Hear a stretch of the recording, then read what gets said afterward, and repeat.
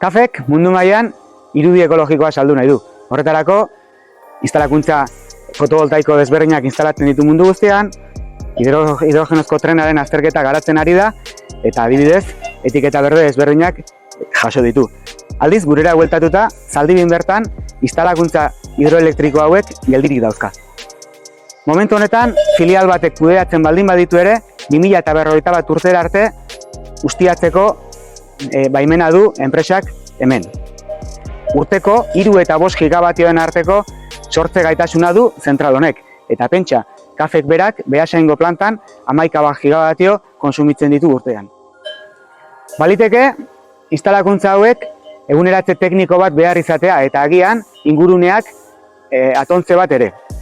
Hala ere, ezin dugu aukera hau pasatzen utzi. Zuzendaritzari eskatzen diogu eskura dugun baliabide hau erabiltzeko.